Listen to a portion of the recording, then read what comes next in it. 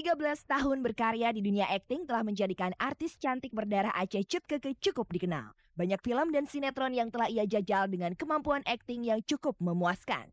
Belakangan, artis berusia 32 tahun ini kerap sekali memainkan peran seorang ibu. Misalnya saja dalam salah satu sinetronnya berjudul Kecil-Kecil Jadi Manten. Keke menerima tantangan memerankan tokoh sebagai Ibu Rohaye yang diperankan almarhum Sukma Ayu.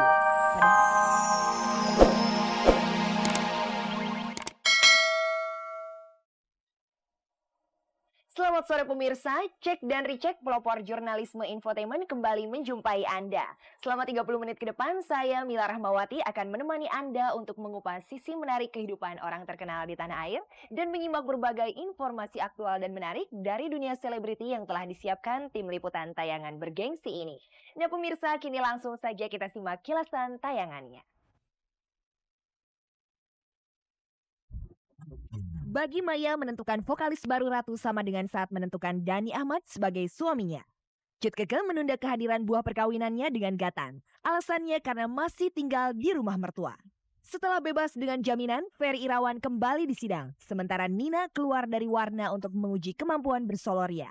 Mengelola butik khusus untuk selebriti tidak mudah, tapi ada yang memberi tips untuk itu.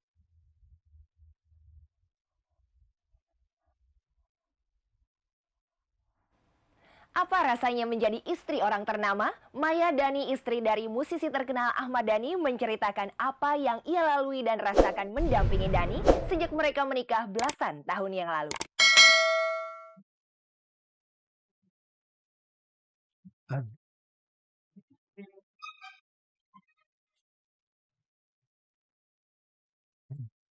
Bagi Maya, Ahmad memastikan vokalis Ratu pengganti Pinkan Mambo sama halnya dengan ketika dia memastikan Dhani Ahmad sebagai suaminya. Hal itu diungkapkan Maya kemarin sore di sebuah kafe di Bilangan, Jakarta Pusat usai mengumumkan Mulan sebagai vokalis Ratu yang baru. Berdasarkan keyakinan aku bahwa seperti aku yakin memilih penyanyi baru Ratu ya. Yakin aja, nggak tahu. Itu emang udah chemical yang berbicara. Boleh saja mencap Dhani Ahmad dedengkot band Dewa itu arogan, atau apalah istilah sekelas itu. Tapi yang namanya mengurus komunikasi keluarga, dia dan istrinya Maya amatlah cantik. Setidaknya selama 9 tahun menikah, Maya menemukan cara untuk membuat hubungan mereka tetap manis, tetap apa adanya, dan mereka juga mampu berbagi tugas untuk menyelesaikan semua masalah rumah tangga. Kalau Mas Dhani itu lebih ke arah ngajakin main. Main misalnya main bola. Main laki-laki kan anaknya laki semua nih. Nah kalau aku lebih concern ke masalah pendidikan. Jadi misalnya kalau dia ulangan aku yang ngajarin. Kalau misalnya dia baca ya aku yang ngajarin baca gitu. Lebih ke arah pendidikan. Nah, memang bagi-bagi tugas karena emang aku kan anaknya dosen. Jadi kayaknya lebih pintar untuk ngajar dibanding main-main bola ya gitu ya. Siapa sangka kalau Maya memutuskan mau dinikahi Dhani pada 17 November 1996 hanya berdasarkan keyakinan saja? Tapi itulah faktanya. Hingga mereka akhirnya punya 3 orang anak yang diberi nama Ahmad Al-Ghazali, Ahmad Jalaluddin Rumi, dan Ahmad Abdul Qadir Jailani, rumah tangga mereka semakin bahagia saja. Segala sesuatunya berjalan dengan mulus. Maya malah mengaku menemukan kemudahan karena mereka sama-sama pemusik. Bahasa mereka sama pada saat duduk berdua yang dibahas soal musik. Nanti buat Ratu aku nyiptain lagu berdua. Sebenarnya nggak sengaja, cuman ada dia bikin lagu, aku bikin lagu. Dia bilang, aku suka sama ref kamu tuh Mai. Gimana kalau lagu Ratu, aku bikin depannya, kamu bikin refnya aku ambil gitu loh buat Ratu.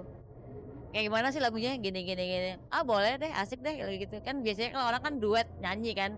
Maya sama Dhani itu tidak duet nyanyi, tapi emang kita sama-sama karena sama-sama saling musisi jadi dia menawarkan aku untuk bikin lagu Ratu misalnya. Mai, itu refnya gabungin sama laguku deh, aku suka sama ref kamu gitu.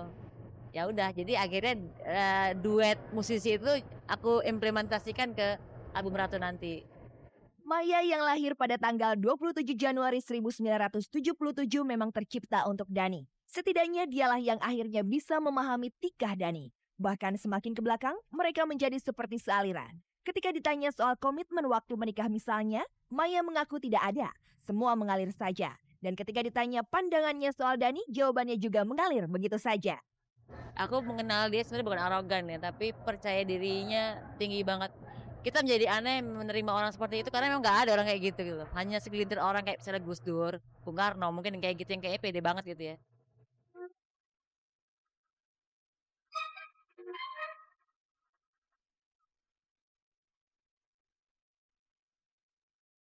Kita simak obrolan tentang anak dengan Cut Keke tentunya setelah kita recheck yang berikut.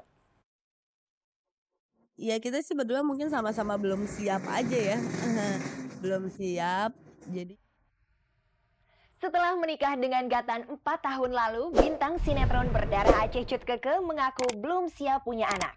Alasannya karena mereka masih tinggal di rumah orang tua Gatan, sementara rumah mereka di Sentul dikontrakan.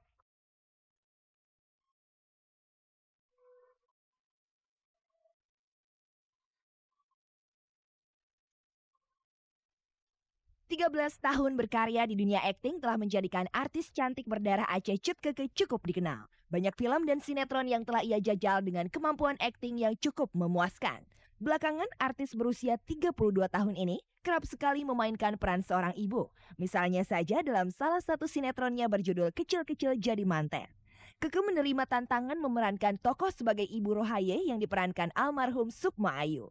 Padahal sejak pernikahannya dengan Gatan 4 tahun lalu, hingga kini Keke belum juga dikaruniai anak. Baginya itu adalah rencana Tuhan. Selain itu, Keke juga mengaku sengaja menunda kehamilan karena ada beberapa hal yang membuatnya belum siap untuk memiliki anak. Salah satunya adalah soal rumah. Sebenarnya mereka punya rumah yang dibeli beberapa tahun lalu di daerah Sentul, Bogor.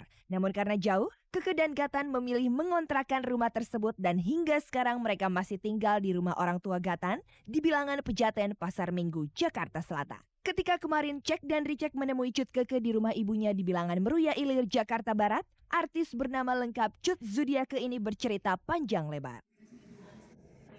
ya kita sih berdua mungkin sama-sama belum siap aja ya. Belum siap.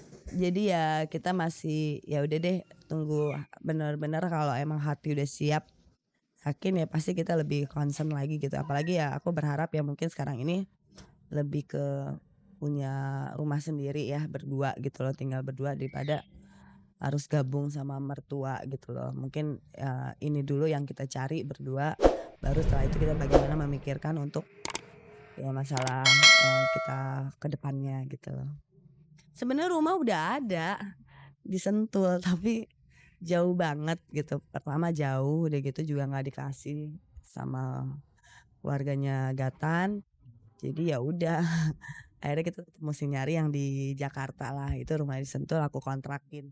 Namun demikian, di hati Keke yang paling dalam sebenarnya ada keinginan besar segera punya anak.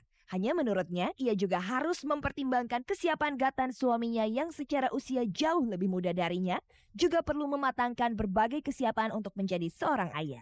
Karena mungkin juga umur aku lebih tua dari Gatan gitu ya. Aku pengen Gatan juga lebih benar-benar siap gitu loh, siap lahir dan batin untuk menerima ya adanya anak gitu. Karena biar bagaimanapun umurnya dia kan masih yang cukup muda gitu loh. Jadi ya kekhawatiran tuh ada gitu. Jadi maksudnya lebih baik tunggu Gatan siap aja deh gitu loh. Mantan pacar Gusti Randa dan sempat 4 tahun menjadi pacar penyanyi rock Ahmad Albar ini mengaku ia tidak pernah kesepian karena tidak memiliki anak. Selain di rumah tempat di mana Keke tinggal ada banyak keponakan yang masih kecil, juga bisa mempelajari bagaimana seharusnya menjadi seorang ibu dengan adanya anak asuh dari korban bencana tsunami Aceh.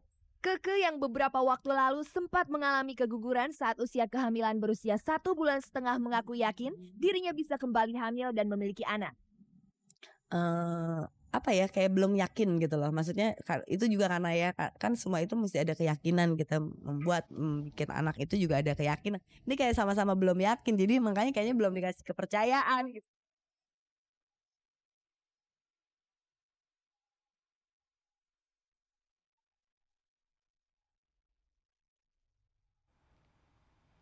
Ferry Irawan lebih tenang menghadapi sidang. Liputannya setelah kita merecek yang berikut. Sidang Ferry Irawan kembali digelar di Pengadilan Negeri Jakarta Selatan. Ferry yang beberapa waktu lalu diberi penangguhan tahanan tanpa lebih tenang menghadapi jalannya sidang yang digelar kemarin. Kemarin sore Pengadilan Negeri Jakarta Selatan kembali menyidangkan Ferry Irawan dengan agenda pembacaan tuntutan oleh Agnes Triani selaku jaksa penuntut umum. Ferry, aktor ganteng itu dituduh melakukan markup uang milik rekan kerjanya Syam Bahri Ahmad yang semula diperuntukkan mendirikan sebuah production house. Hingga mengalami kerugian sebesar Rp174.850.000.